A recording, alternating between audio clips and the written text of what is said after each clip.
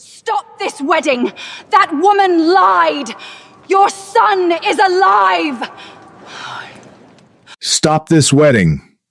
The cathedral doors blew open, revealing a woman bruised, breathless, and clutching a tiny, trembling child. The Duke turned, his blood freezing, as she pointed a shaking finger at his blushing bride. She lied to you, Your Grace. Your son is alive. For 3 agonizing years, the grand halls of Pembroke Manor had been shrouded in the suffocating silence of a tomb.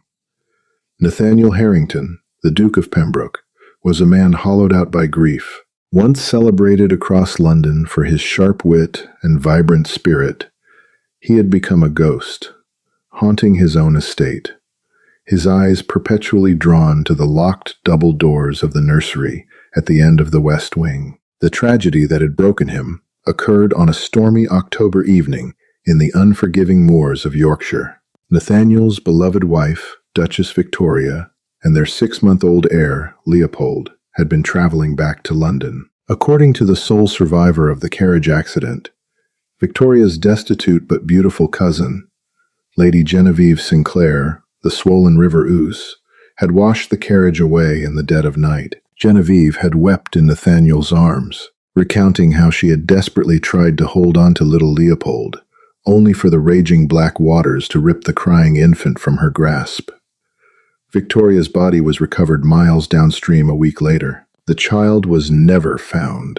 In the wake of the devastation, Genevieve remained at Pembroke Manor. She was the picture of selfless devotion, mourning her cousin while gently tending to the shattered Duke. Slowly, insidiously, she wove herself into the very fabric of his existence. She managed the staff. She organized the estate's ledgers. And most importantly, she became the only person who could coax Nathaniel out of his dark depressions. The high society of Mayfair whispered that it was only fitting. A duke needed an heir, and who better to take the late Duchess's place than the cousin who had loved her so dearly? Resigned to his duty and numb by sorrow, Nathaniel proposed to Genevieve on a bleak Tuesday in November. But Genevieve's tears of survival were a masterclass in deception. Miles away, in the soot-choked, disease-ridden slums of Spitalfields, an entirely different truth was being unraveled by a woman who refused to forget. Evelyn Croft had been Leopold's nursemaid. She had loved the boy fiercely, treating him as her own, and she had adored Duchess Victoria. But just 2 days before the fateful Yorkshire trip, Evelyn had been abruptly dismissed. A valuable pearl brooch belonging to Genevieve had been found in Evelyn's modest trunk. Despite her desperate pleas of innocence, she was cast out into the London streets without a character reference. Evelyn never believed the official story of the accident. She knew Victoria was fiercely protective. She would never have ordered the coachman to cross a flooded river in the dark. For 3 years, Evelyn worked as a scullery maid by day, scrubbing tavern floors until her hands bled, and haunted the seedy dockside pubs by night, hunting for the Yorkshire coachman who had supposedly drowned. Her perseverance paid off on a freezing night in January. In the dim, gin-soaked corner of the Blind Beggar, Evelyn overheard a drunken smuggler named Barnaby Finch bragging to a group of cutthroats. "I tell ye, I held a duke's ransom in these very hands," Finch slurred, slamming his tankard onto the sticky wood. A tiny, squalling thing. Wrapped in silk, he was. Sold him to a workhouse matron in Kent for 20 quid. The lady in the fine velvet dress paid me 50 more to keep my mouth shut and burn the carriage by the riverbank. Evelyn's heart stopped. She crept closer, pulling her threadbare shawl over her head. "Did the babe have a mark?" One of the cutthroats sneered, clearly disbelieving. "A royal crest on his bottom, maybe?" "Nay," Finch laughed hoarsely. "But he had a little crescent moon, Ryder." The smuggler tapped his own left collarbone, clear as day. Evelyn pressed her hand over her mouth to stifle a gasp. Leopold. Her sweet, laughing Leopold had been born with a distinct, crescent-shaped birthmark on his left collarbone. The pieces clicked into place with sickening clarity. Genevieve had framed Evelyn to get the protective nursemaid out of the way. She had hired Finch to stage the accident, murder Victoria, and dispose of the heir, clearing her own path to the dukedom. The wedding was scheduled for the coming Saturday at St. Jude's Cathedral in Mayfair.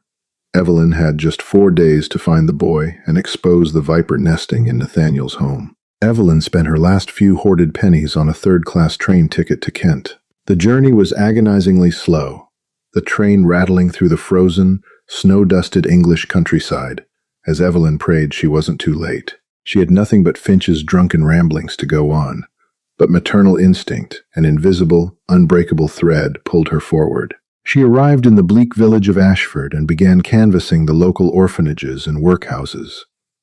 For 2 days she met dead ends, facing cruel matrons and doors slammed in her face. Finally, on the morning of the wedding, she arrived at Street, Jude's home for foundlings, a crumbling stone building isolated on a desolate patch of moorland.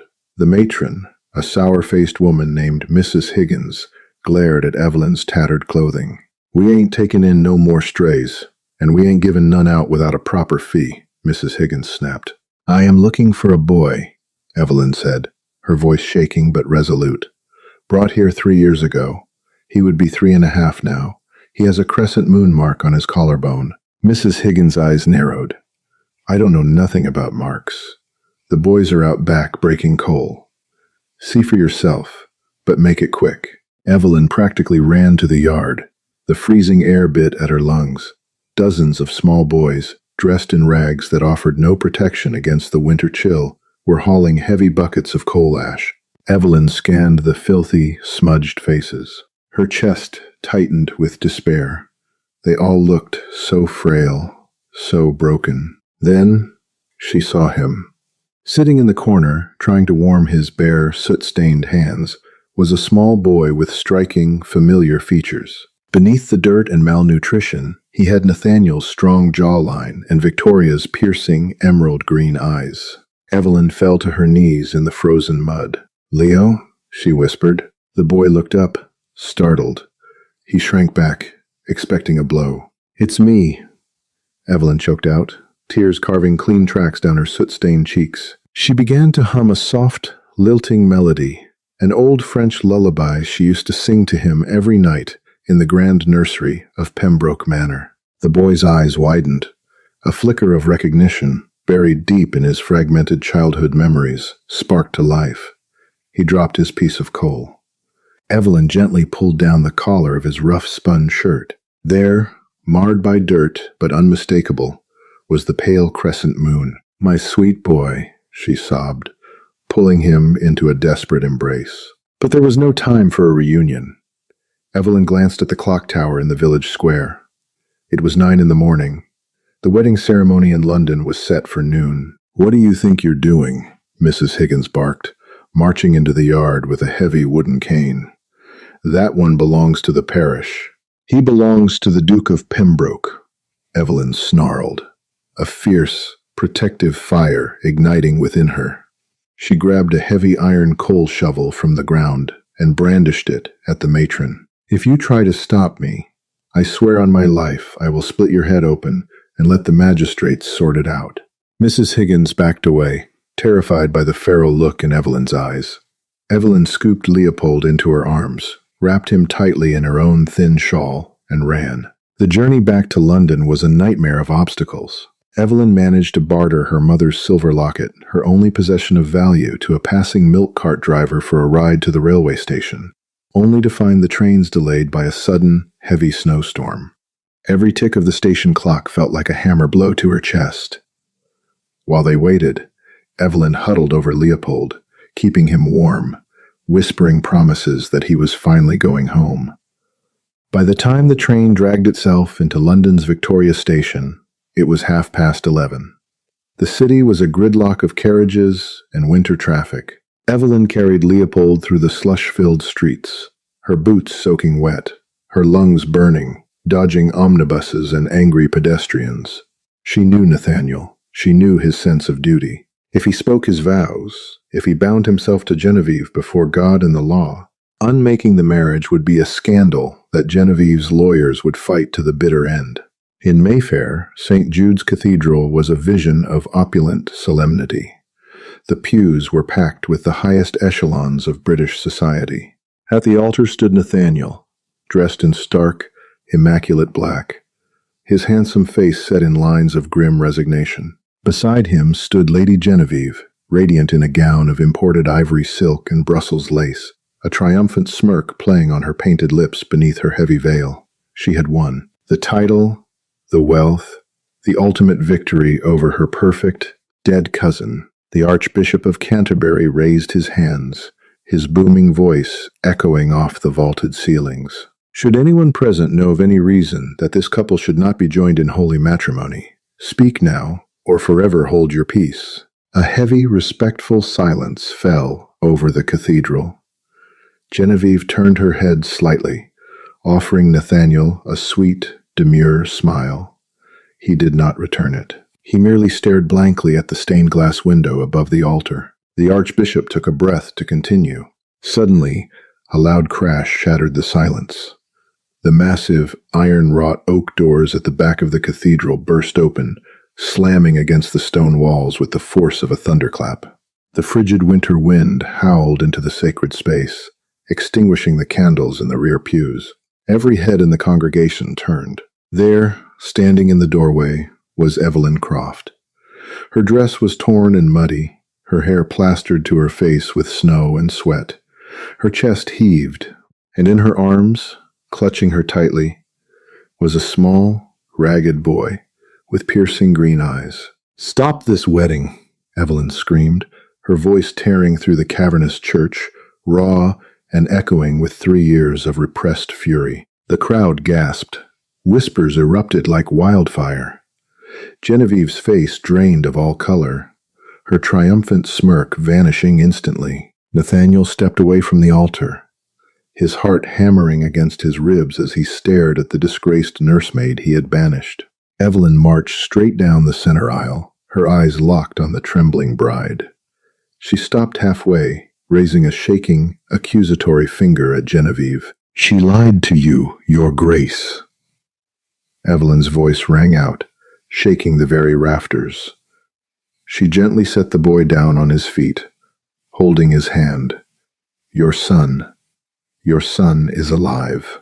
An astonishing silence descended upon St. Jude's Cathedral.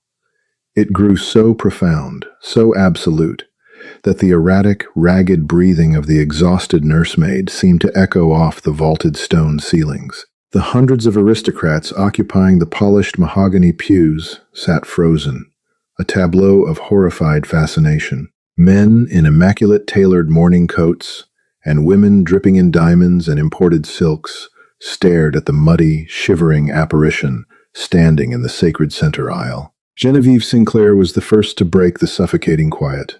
A high, brittle laugh tore from her throat, echoing discordantly through the holy space. "Guards! Ushers!" she shrieked, her voice losing its carefully cultivated aristocratic melody, morphing into something shrill and desperate.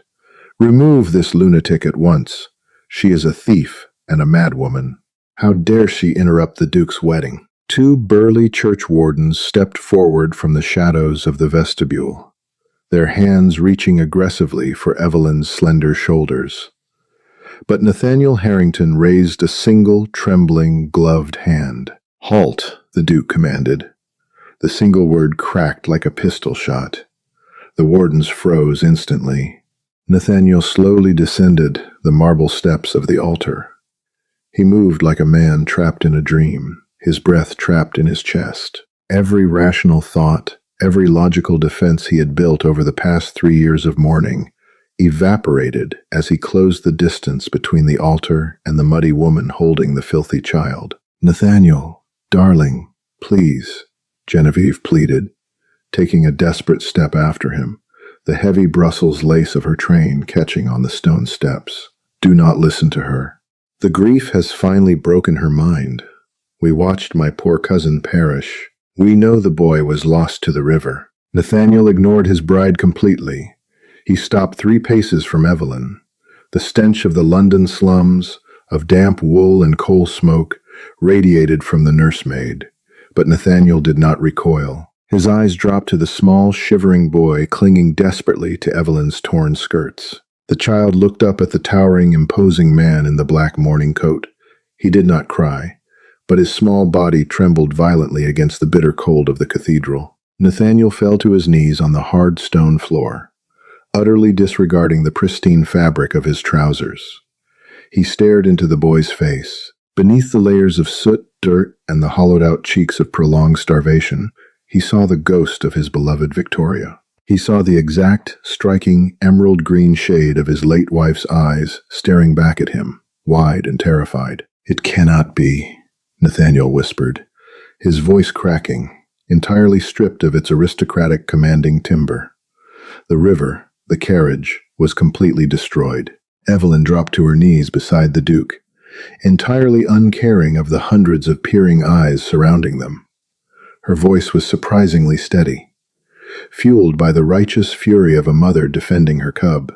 "There was no accident in Yorkshire, Your Grace," Evelyn said loudly, ensuring her voice carried to the very back pews, straight to the ears of London's most powerful magistrates and lords. Lady Genevieve paid a smuggler named Barnaby Finch to orchestrate the entire tragedy. She paid him to murder the Duchess, to set the carriage ablaze by the riverbank, and to sell this innocent child into the misery of a workhouse. A collective, deafening gasp swept through the congregation. Several women fainted, slumping into the arms of their companions. "Lies!" Genevieve screamed, her face twisting into a mask of pure, ugly rage. She practically threw herself down the altar steps, pointing a shaking, manicured finger at Evelyn. "Vile, malicious lies meant to ruin me. I loved Victoria. I loved that child. If you loved him, why did you frame me for theft to remove me from his side?" Evelyn countered fiercely, rising to her feet and shielding the boy behind her legs. "Why did you send him away to freeze in Ashford? Look at him, Your Grace. Look at the child." Nathaniel reached out with a trembling hand. The boy flinched, expecting a strike, but the Duke's touch was infinitely gentle. He pulled the rough, scratching collar of the boy's filthy workhouse shirt down. There, resting just above the collarbone, was the pale, distinct birthmark, shaped perfectly like a crescent moon. A choked, guttural sob ripped itself from the depths of Nathaniel's chest, a sound of such profound, devastating relief and agonizing realization that it brought tears to the eyes of the hardened aristocrats watching. He wrapped his massive arms around the small, fragile body of his son, burying his face in the child's soot-stained neck, weeping openly, unashamedly, right in the center of street. "Jude's Cathedral. Leo," Nathaniel sobbed, rocking the child. "My God, my beautiful boy, my Leo." Genevieve realized, in that singular, shattering moment, that the grand illusion she had meticulously constructed for 3 years had completely disintegrated.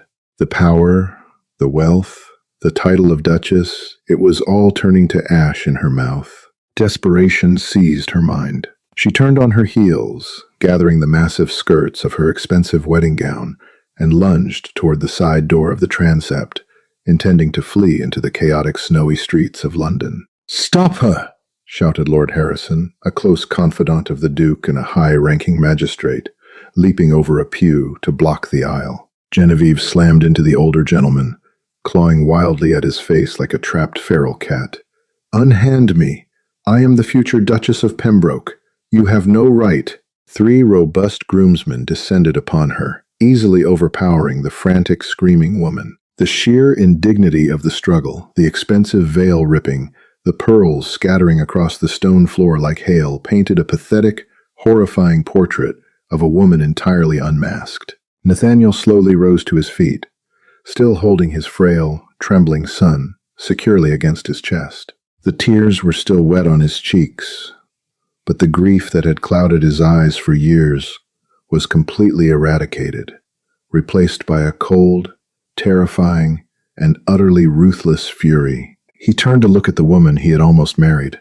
"Genevieve," the Duke's voice dropped to a lethal, quiet register that cut through her hysterical screaming. "You slept under my roof. You ate at my table. You held my hand while I wept for the family you slaughtered. Nathaniel, please, she made it all up. Genevieve sobbed frantically, hanging suspended between the groomsmen, her elegant hair tumbling around her shoulders in a wild, chaotic mess.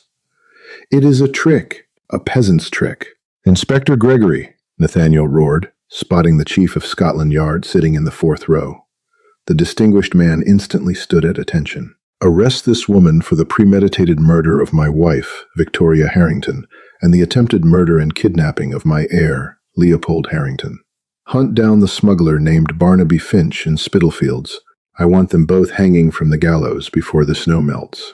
At once, Your Grace, Inspector Gregory replied, signaling his waiting constables stationed outside the church doors. Genevieve began to thrash violently, shrieking curses that made the clergymen cross themselves in horror. She cursed Nathaniel, she cursed the child, but most of all, she cursed Evelyn Croft. Her hysterical screams echoed through the grand cathedral as she was dragged backward down the aisle, her expensive white gown dragging through the dirty, melting snow that Evelyn had tracked into the church. The days following the interrupted wedding at St. Jude's Cathedral plunged London high society into the greatest scandal of the century. The newspapers printed nothing else, their front pages splashed with sensational headlines detailing the wicked deception of Lady Genevieve Sinclair and the miraculous return of the lost Duke of Pembroke. Inspector Gregory's men wasted absolutely no time. Acting on Evelyn's detailed description, the police raided the squalid dens of Spitalfields that very night. They found Barnaby Finch exactly where Evelyn said he would be, passed out in a pool of his own vomit behind a gin house. Faced with the terrifying prospect of the executioner's rope, the cowardly smuggler confessed to everything before the sun even rose. He detailed the horrific night in Yorkshire, explaining exactly how Genevieve had signaled him from the carriage window, how they had forced the coachman off the road, and how he had handed the screaming infant over to the cold-hearted matron in Kent. Genevieve's trial was brief, brutal, and thoroughly public. Stripped of her fine silks and forced to stand in the prisoner's dock at the Old Bailey in a drab, gray penitentiary uniform, she looked nothing like the radiant bride who had almost stolen a dukedom. The prosecution presented overwhelming evidence. Finch's damnable testimony, the recovered financial records showing her massive, secret withdrawals to pay the smuggler, and Evelyn's harrowing account of the frame-up. When the judge slammed his heavy wooden gavel down, sentencing Genevieve Sinclair to spend the remainder of her natural life in the darkest, most miserable stone cell of Newgate Prison, she finally broke. She collapsed onto the floor of the courtroom, sobbing endlessly into the sawdust, abandoned by society, completely ruined by her own insatiable greed and monstrous envy. While the courts dispensed cold, hard justice, a much slower, profound healing process began behind the high, protective iron gates of Pembroke Manor. The heavy, suffocating draperies that had blocked the sunlight from the grand estate for 3 miserable years were finally thrown wide open. The locked doors of the West Wing nursery were unlocked, the dust sheets removed from the beautiful, hand-carved mahogany toys, and the soft, silk-lined crib. The transformation in little Leopold was nothing short of miraculous. During his first week back at the manor, he was terrified of the grand halls, often hiding under heavy oak tables or hoarding scraps of bread in his pockets, terrified that the cruel matron from the workhouse would suddenly appear to snatch his meals away. He was severely malnourished, battling a persistent, hacking winter cough that kept the royal physicians pacing the halls at all hours of the night. But he was surrounded by an impenetrable wall of love. Nathaniel refused to leave his son's side, effectively abandoning his duties in the House of Lords to sit by the boy's bed. He read to him for hours, taught him how to ride a gentle Welsh pony on the sprawling green lawns, and slowly, patiently, taught the boy how to laugh again. However, the true anchor of Leopold's recovery was Evelyn Croft. On the evening of the ruined wedding, after the authorities had dragged Genevieve away and the cathedral had emptied, Nathaniel had ordered his private carriage to take Evelyn back to the manor with them. He had summoned his finest physicians to tend to her bruised, exhausted body. When Evelyn finally awoke 2 days later in a luxurious guest bedroom, surrounded by warmth and fine linens, she found the Duke of Pembroke sitting in a chair beside her bed, his head bowed, his face entirely buried in his hands. "Your Grace?" she whispered, her voice still raspy from the freezing journey. Nathaniel immediately lifted his head. His eyes were bloodshot, rimmed with the heavy weight of profound guilt and endless gratitude. He slipped from the velvet chair and knelt on the thick Persian rug beside her bed, taking her rough, scarred hands into his own smooth ones. "How can I ever apologize to you, Evelyn?" the Duke murmured, his voice thick with unadulterated emotion. "I allowed that monster to convince me that you were a common thief. I cast you out into the unforgiving streets, into the freezing cold. And despite my cruel ignorance, despite the horrific injustice I inflicted upon you, you went into the very depths of hell to save my son. You gave up everything for him." "I love him, Your Grace," Evelyn answered simply, tears pooling in the corners of her eyes, her heart swelling with an overwhelming sense of peace. "I promised the Duchess I would always protect him. I could not break my vow, not for anything in this world." Nathaniel pressed his forehead gently against her knuckles. "You are the bravest soul I have ever encountered. You will never, ever suffer in poverty again. As long as the House of Pembroke stands, this manor is your home. You shall have whatever position you desire, whatever wealth you require. You are family now." True to his word, Evelyn was officially instated as the head governess and absolute master of the household staff, a position of immense power and respect within the London aristocracy. She wore fine, tailored dresses of deep blue wool, her health fully returned, her spirit unbroken. Months turned into peaceful, healing years. The scars of the past slowly faded into distant, manageable memories. The grand halls of Pembroke Manor were no longer silent.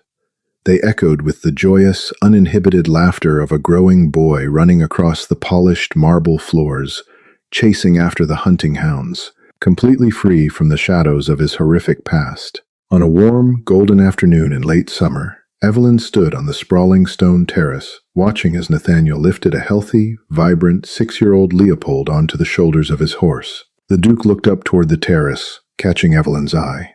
He offered her a warm, genuine smile, a smile that finally reached his eyes, entirely free of the haunting ghosts of his mourning years. Evelyn smiled back, placing a gentle hand over her heart. The web of deceit had been spectacularly destroyed. The villains had met their rightful, miserable ends, and love, fierce and unyielding, had ultimately conquered the darkest of betrayals. The family was whole again, the nightmare finally over, and the future stretched out before them, bright and unblemished.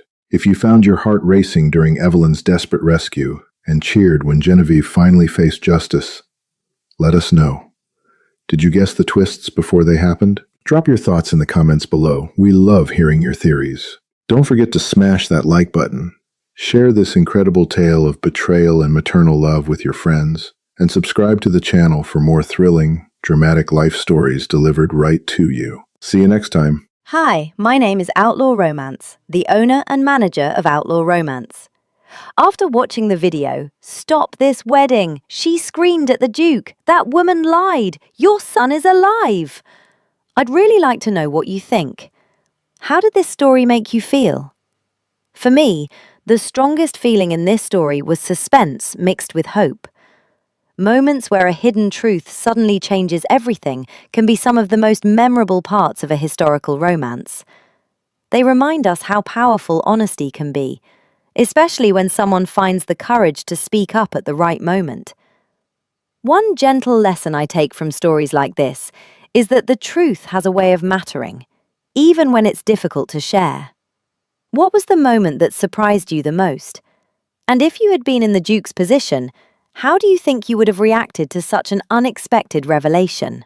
In everyday life, it can be worth taking the time to understand a situation before jumping to conclusions.